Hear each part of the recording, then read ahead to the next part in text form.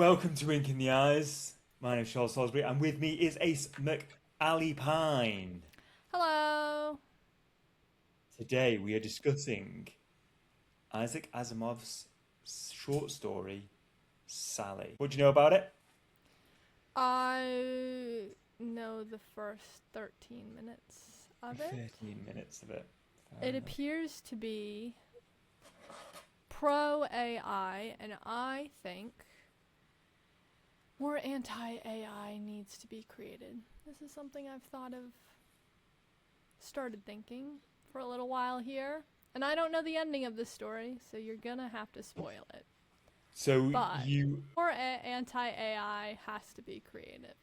I developed this theory when I saw, I don't remember the name of the movie. Jennifer Lopez was in it.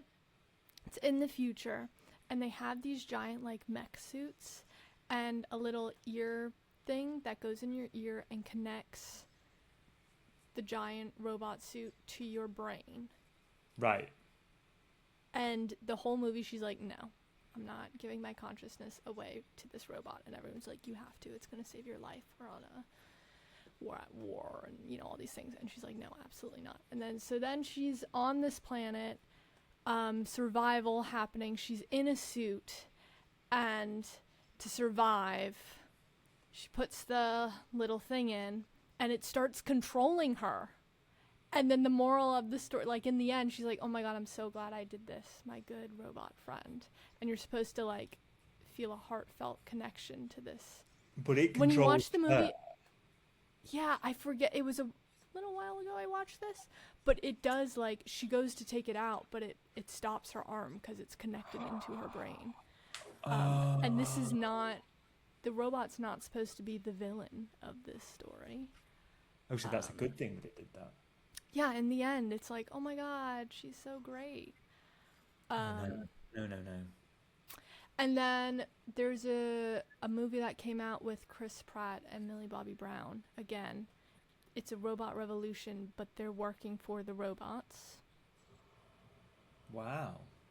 And then, so I complained about this and everyone got mad, but Matt Dinman wrote a book called Operation Bounce House, which is not in the Dungeon Crawler series, but my dad read it and he said, one, You're going out, yes, well, he said going it's an out on a easy limb again. read. What? Say it again. You're going out on a limb again with the dungeon. We got some Oh, stick last you time know when you what? He said said, dungeon crawler yes, the sounded women better. were written like caricatures, but like so were the men. And it's just like an easy, fun read, which I was like, okay, I can get behind that. Anyway, it is also pro AI. The guy is like programming robots. And so if you look at iRobot, if you look Yeah. at like robots were the bad guys, there used to be this, we gotta be nice to the robots because they're going to uprise. But now you have all the. My mom was like, oh my God, the AI companies are paying the guy to write a pro AI book. And I was like, She's I don't probably think it's not. that deep. I don't think No. they care about authors. But there is something in the zeitgeist with It's bro. AI. Yeah. Everyone's making, oh my God, these cool robots. I think we need to go back to making them the villains of the movies. So there's good luck, have Ex fun, don't Machina. die. That's Ex Machina is the well, she's not baddie, Well, is she? I actually haven't seen it, but I've been informed that was anti-robot. Is it anti Is she the robot? villain? I mean, she She's gonna. outsmarts them and kind of wins and gets free in the end. So she's But gonna go kill people. no, she kills one of them. Does she kill one of them, or is that Yes. her friend? I don't know whether that was her or the other robot that's in the cellar. Technically, he walks into a knife, so you know. I don't know. She does trick them, but she tricks them to escape. Do you know what I mean? So like, and Sure. she traps one of the guys in it. So I'm not sure she's like totally the baddie. I don't Okay. think it's pro robot, but like I don't think it's like anti robot. So I'm that not one's sure. on thin ice. I think that one's on thin ice. It's good luck, have fun, don't die. That is completely anti AI. That's good. That is very good film, underrated, and it didn't do well at the box office. So yeah, I thought that was really good. I don't know with Ex Machina now. Is that anti-robot? I Because on the haven't face seen of it, it, so yeah, it I kind of feel like I've is. walked into a conversation I'm out of my depth. It kind of is, but also like I can understand her. Like it's about her getting free of Oppressors. They should have oppressors, made it like a woman. her creator, and a man who like is infatuated with her, try and keep her prisoner, and then the man who's infatuated with her, she tricks to kind of release her. I'm not sure it's anti-robot. It's anti-man, I would guess. Those things are two different things. They overlap. Most of They the evil overlap. billionaires are men. Yeah, yeah. Yeah. I mean, I don't think we're anywhere near there though yet. I don't think any of these. Have you seen Elon Musk's human robots?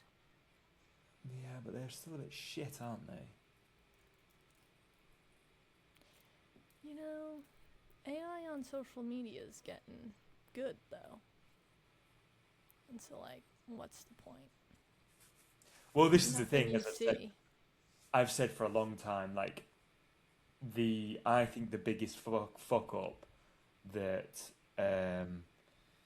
Meta, Facebook, whatever you want to call it, the biggest fuck up that they have done is go full AI, because so many people now aren't looking at Instagram because it's just slop. So many people aren't looking at Facebook There's, because well, the use is slop. So like eventually their stuff will their usership will just die off.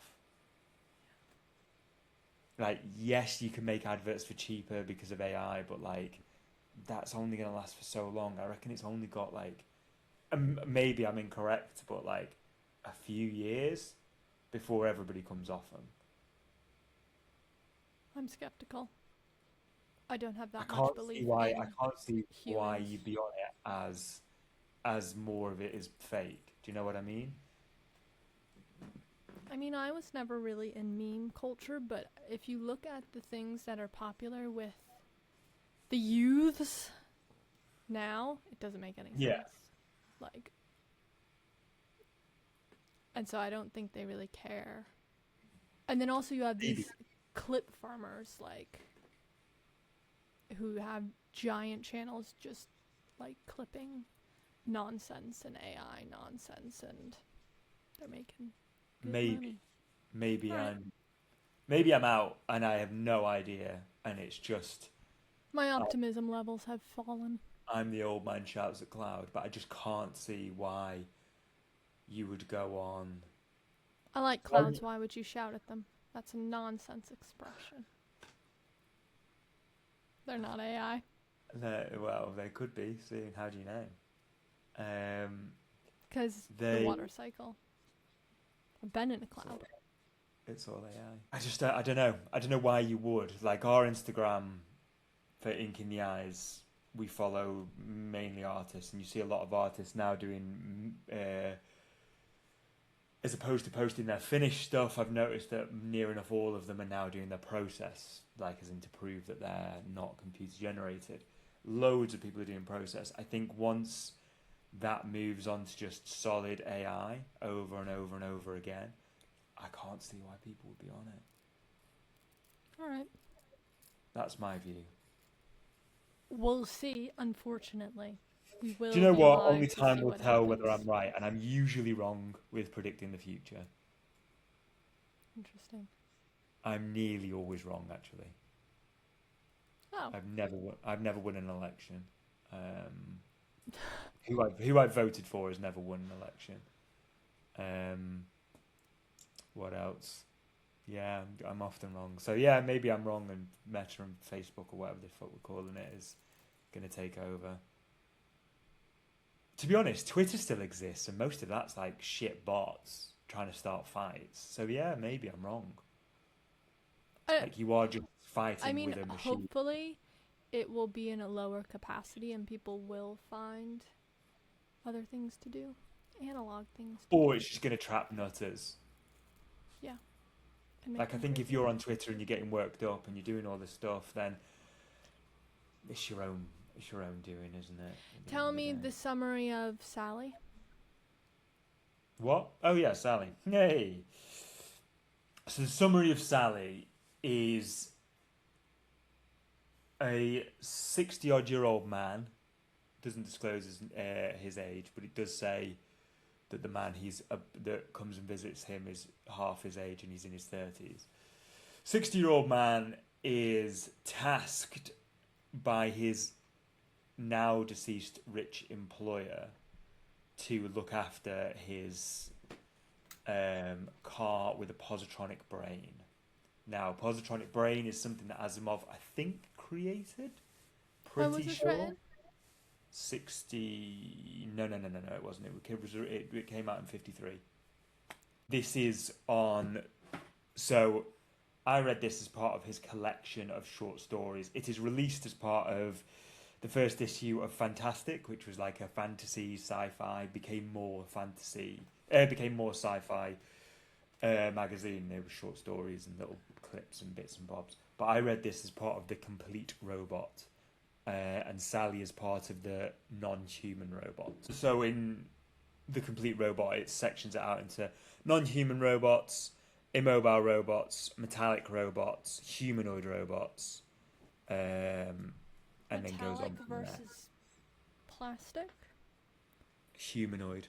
No, you said metallic. Yes. So there'd be like it's metallic versus the Tin Man one okay. to me being a robot, and you can't tell the difference. Gotcha. Is this man a robot? So he's tasked with looking after these sentient cars, you could say. He has about 50 of them in his... So people who don't have heirs, who are rich, leave their car with a positronic And brain. they give the cars trust funds. And they give the cars trust funds to look after and prolong their life.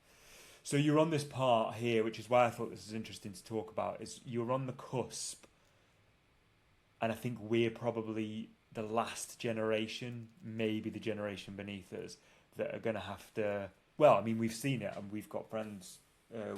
We don't have friends. We know people who've AI psychosis, and I've met somebody the other day whose business partner has AI psychosis as well. So people are already confusing AI with reality, with a person.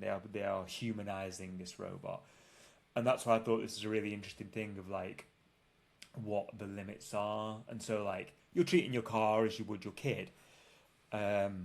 So is the short story just the conversation with this Mr. Gellhorn?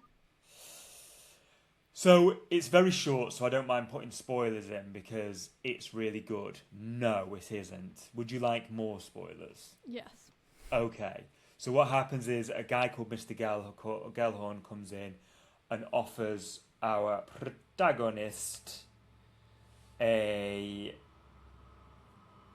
offer he can't refuse. Basically, he's saying like, take out the brain, I'll put them in new cars, you get a chunk of cash, let these guys rot. We're gonna make some bank on these on this new car, these basically new sports cars. Like these amazing brains that are really expensive, put them in new sports cars, whoosh, we're away. Because this was set in the 50s. This is set in the 60s, but written in the 50s. So it's all like Corvettes. There's Alfa Romeos in there. Giuseppe, there's an Italian Alfa Romeo, or you assume he's an Alfa Romeo. He said, so this, what was From it? The sports cars were male, the convertibles were female. Mm-hmm. And then he said the convertibles are very vain, so we need to make sure they can make themselves pretty. Make sure they can make That themselves annoyed me. pretty. So he What puts is in. this? The part of sexuality we can discuss in a second or now if you want. I feel like it comes up now. The the I was sexuality of called cars vain. I'm not rich enough to be vain. the sexuality of cars is front and center of this. To the point where I did a little bit of reading of like what was Asimov's view on feminism, and does he considered himself to be a feminist at the time. He has like strong female leads, and the fact that you're pulling a face means that you haven't got to the point where Gellhorn jumps in Sally. Okay, so this is like the character shift of Gellhorn at the start is described as he looks like a cartoon villain with a mustache and a pointed hair. So our protagonist says that, oh, he can't be a villain because he looks like one. So I'll give him the benefit. Oh, he did. I listened to that last night, and I was half asleep. Which I thought was really funny. But it turns out that basically no one has driven Sally for since her owner died. I don't think anybody's been in her for 5 years, and she's a soft top or convertible. And Gellhorn soft top cars. Yeah, that's crazy. Okay.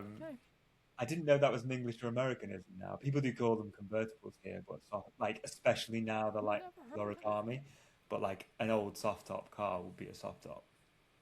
My dad had a convertible for a while. Really? Yeah, I had to learn to drive in it. It was difficult. It was like driving a boat. Could not see anything. Yeah, it's nice. They're quite difficult to corner as well because they're heavy and quite cumbersome because they have to have structure underneath. Your dad will know more than me, but yes. But some of the like different ones that drive in front of the store a lot, and all different colors. There's a lot of them here. It's very strange. There must be a dealership. Anyway, there was one it was a convertible, but it wasn't a soft top. It just folded into the back. Yeah. I watched it. So that terminology. That's what I just said. I said that they used soft top until they started having like metal origami roofs. Oh. Okay. So I think Mercedes were like one of the first to do that, and since then you wouldn't call it. Probably one of these things like I with my generation, basically, but I still remember them as soft tops. To be fair, they might have called it that here too. I've just never heard it. Yeah. Yeah, I don't know whether it's an Americanism or not. But Sally is one. And Gellhorn jumps in her, turns off her automatic, like her brain, and takes her for a drive.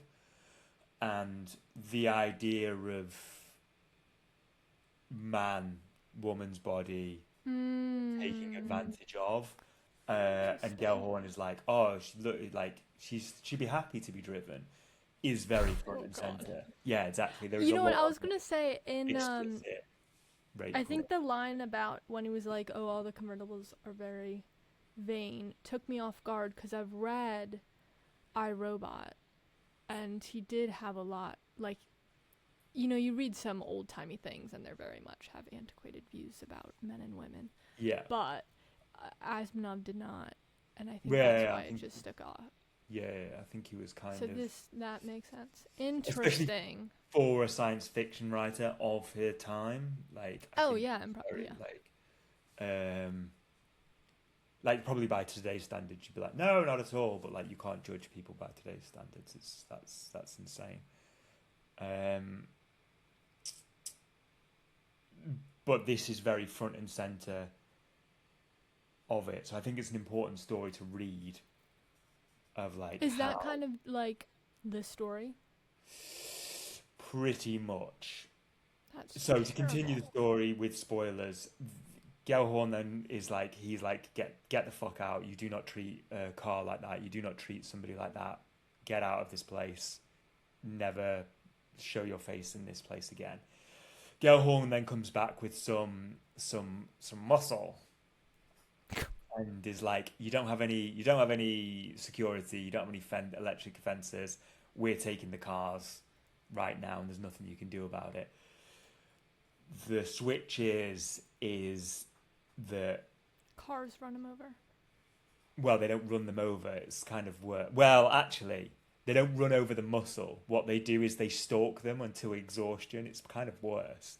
Basically, they just drive like just next to them, and like will beep if they fall into sleep, and like they run them for miles until they die of exhaustion almost, or like almost die of exhaustion. Like And they just lock their doors so they couldn't get in threatening them? to run them over. So basically, imagine being chased by a car a few meters away from you for the rest of like for days on end until you're almost Go in a house. um Go in a mall. I think this is set in like The middle of nowhere. the middle of nowhere. How did which they get there? obviously in the 50s car. Well, they get there on a bus which doesn't have a positronic brain, but hasn't. The main baddie Gellhorn has like fucked around with its brain, so he can drive it manually, whereas normally this would be an automaton. And then basically Sally is about to get hit by the bus, and the bus regains some kind of consciousness, and you don't know what happens afterwards, but basically Gellhorn is found dead with bus tracks written all over him, driven all over him. So he's hit, but they put it down to him driving manually in the police. So yeah, Yep, he drove the bus over himself. well, yeah, in a time when. So I think it's set in like the middle of nowhere, which obviously would be what we're talking like. This is interesting there would have been because more it sounds nowheres. like his intention was, as you said, the like male and female control dynamic Yes. and like a lot of social dynamics. I, as a modern reader, read it through the lens of human versus machine. And so I don't want myself driving cars with that good of a brain. But if you're looking at it from a social context, good for the cars. I think it's kind of both at the same time. It's talking And at also the social concept context. of billionaires giving a car a trust fund. Yeah. But then I'm this sure is the they problem of would. like, where do you draw the line of what is real? This won't. I reckon if we were to come That's back in, real. like, People leave their inheritance to their dog. You think they wouldn't leave it to the car if they thought of that? exactly, like I think we're only a few generations away from this happening. Genuinely, I think so. Because like AI is going to get to a point where people will have like relationships with their cars, not sexual, but like a physical, like a friendship with their car. Yeah. 100%. Okay, I see what you mean. I mean, I named my car. A lot of people Yeah, named naming their car. your car is. I didn't I think have it named was my car. a person, though. No, my first car was called Sasha. Any reason why? No, it just felt like a Sasha. Just looked like, I don't know why, it was a Ford Ka, silver. Put it into a wall, so you know. What do you have against Sasha's? Nothing against Sasha's. She saved my life. I didn't die, so Oh, well, good job. it's one way of looking at it.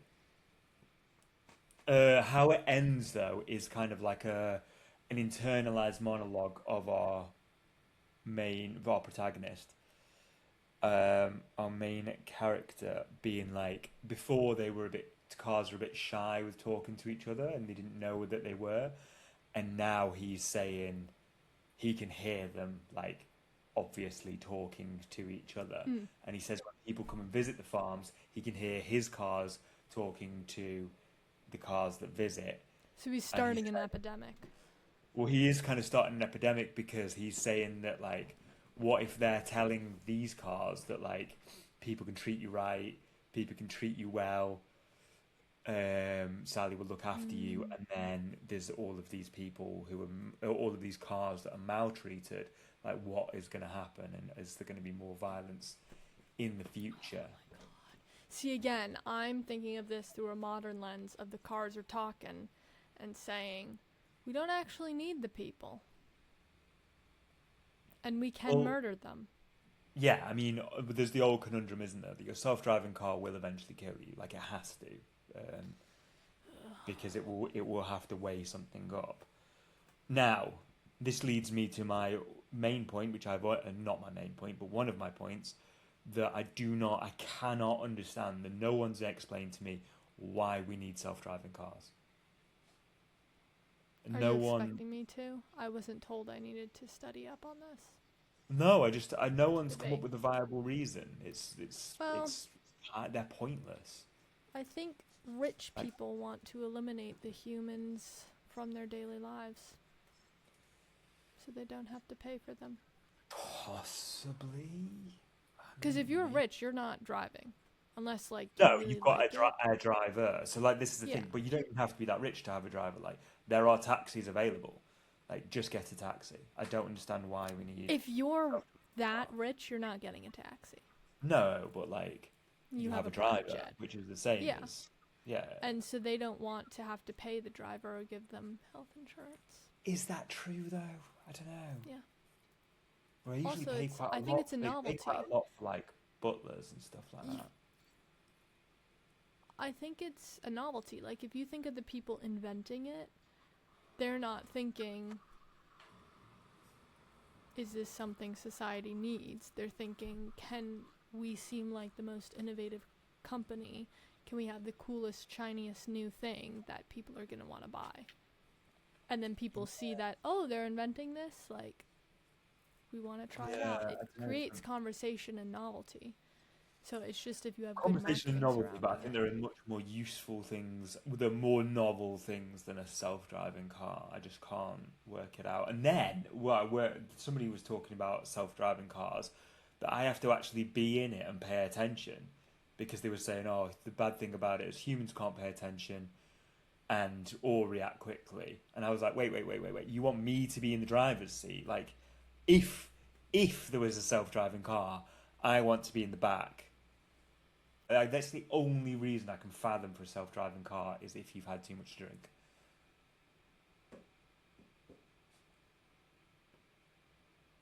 I don't get it. I No don't one have can a work strong out. opinion on this, and I wish I did. I don't think it's a strong opinion that I have. I think we've got to a point where a lot of our innovation is just entirely erroneous and pointless. I think we should have better public transportation, but they're not going to Yeah. do that because we're a society based on cars, and so they need to make us all self-drive cars. Better public transportation, yes, but also like there's better wood supplies, like better things. I mean, there are many things that you can make better without cars, and also they drive you fucking wild. The driver aids that I've had in like hire cars that are new, especially in England, because you can tell when they're like programmed for an American audience, because you guys, when it comes close to the white line, the center Self-driving line. cars? No, driver assisting cars. So things will like, if you go close to the white line, it will like pull you back into the center, which is great in America, my where dad's car does that. you have fucking massive roads going to straight lines. It's amazing in America, but like when you live in England and everybody is double parked and you have to drive on the white side of the road, but the car is trying to smash you into the stationary car next to you, like it is so stressful. It's such a terrible idea. And you're on single track roads, and it's like it gets confused, and it's like, "Wah!" Like it beeped. I was in a Tesla. I wasn't driving it because I would never. But like I was in an Uber, and it was a Tesla. And firstly, mega distracting, and secondly, it was trying to work out all this shit. Nearly put us into like two cars because the driver assist like snatched the wheel. It was awful. Oh, that's intense. So they vibrate and like move the wheel whenever you're going. My dad's car now will do it a little bit. I think he might have turned it off because again it dinged at everything, but it just kind of gently like moves the wheel. But like if I'm holding it, I'm stronger than the. You're stronger than it, definitely. But like if you're like half holding it, if you're not 2 and 10, if you're like half holding it, like everybody drives. And you're like having to go out past parked cars, and it then like gets mad. Vibes you to this way. It's a little hair raising. I've only driven on big roads. That's the thing. Like, you're driving on big roads. It doesn't work in England or Europe where the roads are small and people like park on the road. That sounds hard to drive in. It's harder to drive. I just don't need the assistance. Like, You can turn it off. you can turn it off, but then you have to turn it off every single time you start the car. Oh. Surely not. You can't master turn it off. Well, the rental car I had, you couldn't master turn it off because I googled it. The big screens on the Tesla, I feel like, are really distracting. Really distracting. They're just not a very. They don't seem a nice car. I don't get it. I don't get them. But aside from what you think, what everybody thinks about Musk, I don't really think them as pretty. Opinions on Cybertrucks? I've never seen one. They're banned here, aren't they? So they're not. There's so many of them here. They're illegal here. They're the single ugliest car. They look like a tank.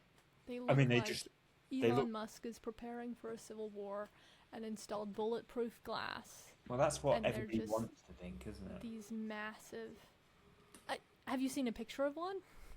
I've seen a picture of them. They look quite tank, and they're big cars. Yeah, that's the point, isn't it? It's because Elon Musk's fan base believe that there's going to be like a civil war. Not only do they believe there's going to be a civil war, they think that they're going to be the victor in it, which is obviously nonsense because they're all fat middle-aged men who couldn't run to the edge of the end of the or they're like 15-year-old incels who again. There's a lot of like military.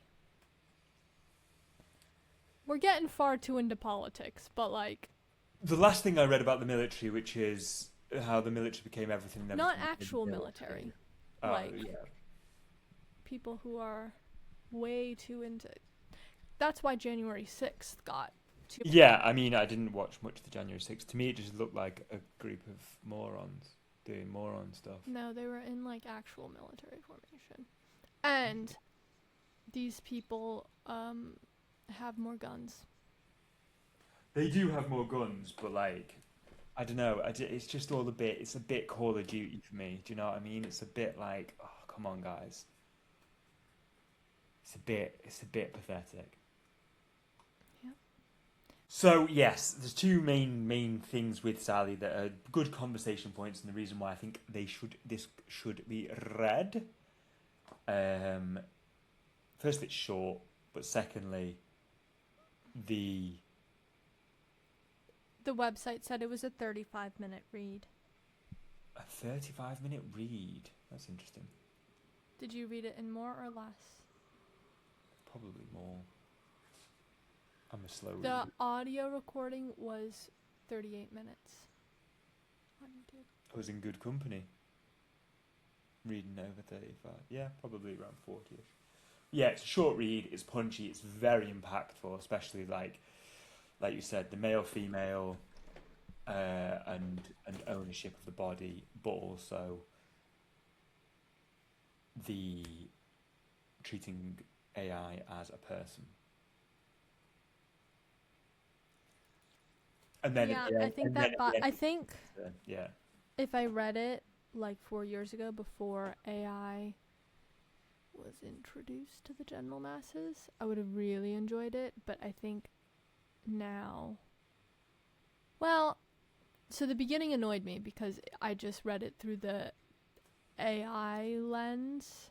I didn't get to the like social commentary, and so I think that makes it way more interesting. It's just right now in my life, in current events and just the world in general, I think the AI versus humanity issue is more worrisome. See, I'm going to remain positive. I think we're going to wipe ourselves out before AI gets a chance to. I'm going to be positive, he says. We're all going to die. Next sentence. All right, I reckon we'll wipe ourselves out before. What natural disaster would be the most preferable? Preferable, I don't think it will be. But I think it will be...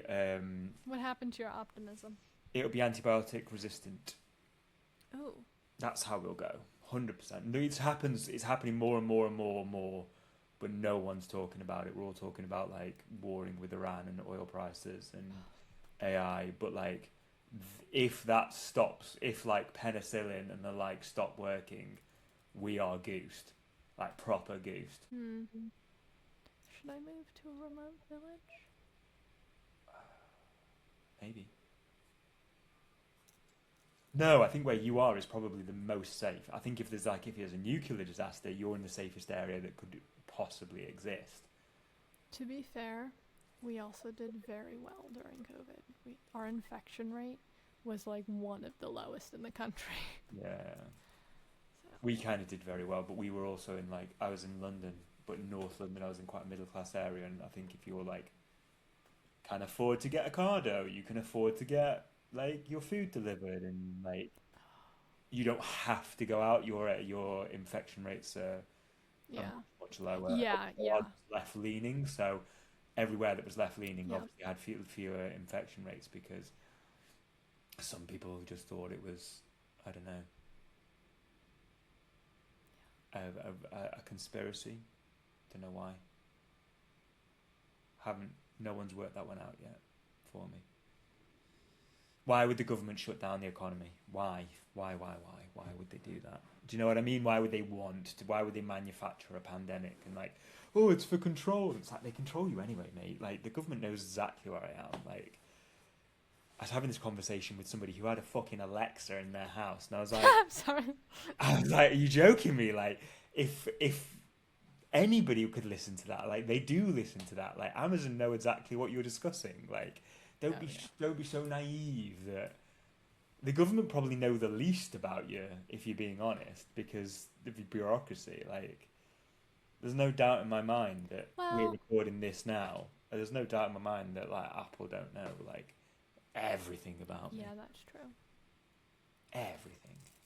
Apparently the NSA is listening to everything we say, and I did live overseas, so I probably was on some list. However, my information's gonna be boring. That's the thing. Like, also, why are they building these data centers to house information? Nothing interesting. I'm not buying things. They don't need to know about me. Well, this is the thing. Delete the info. They're hoarding. It does kind of become a little bit hoardy, doesn't it? It already.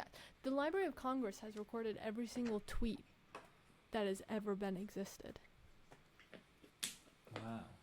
Like, on one hand, it's an interesting archival thing.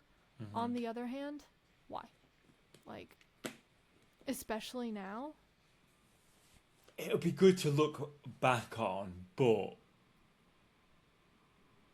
I mean, just sifting through that information, though. The thing is, people believe that the problem that we have is that people see Twitter, journalists are on Twitter, therefore they see it as like what the populace thinks. Yeah. But it is quite a small fraction of the populace, and it's probably a smaller fraction that then post on it. I'm sure I have a Twitter account that I set up when it came out, but like I haven't posted in X amount of years, so like I might technically be on it. What kind of things did I post? It was hairdressing related. It was hairdressing related, and then great replacement theory. What's great replacement theory? Oh, I thought that was a joke. How funny that it's turned me off at this point. I figured out it was a joke, and it's probably some alt-right nonsense, but I didn't actually know what it is. Right. Stop the recording and go back again, please, because I need to explain myself. No, just what's it?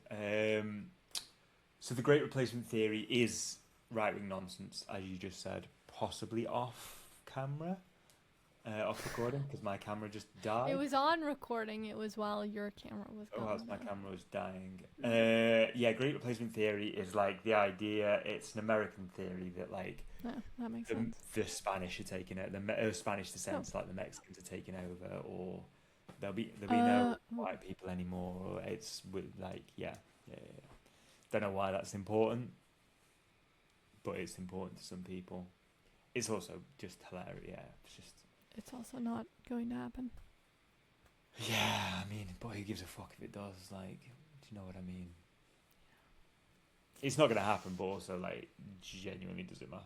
Like, if you're culturally more X, it's like, learn a language. Basically, learn a language as a hedge against dementia. Like, it is category. It's been told as like a good hedge against dementia. So do that.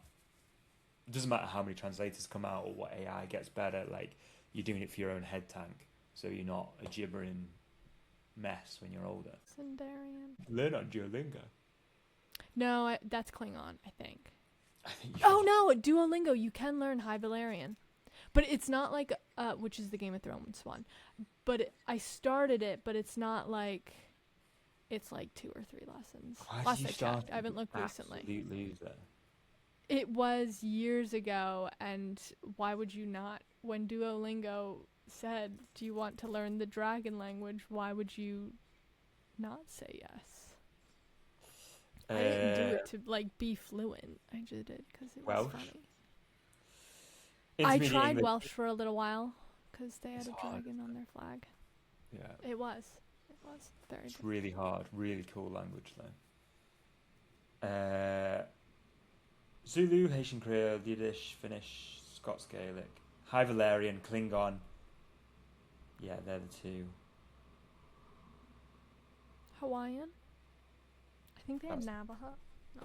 But those 2 things are indigenous languages. They're not made up. I know. I wasn't Only implying Klingon that. I was and saying Klingon and Valerian are there. I don't know why there isn't the. they're fun languages. To They learn. are fun languages.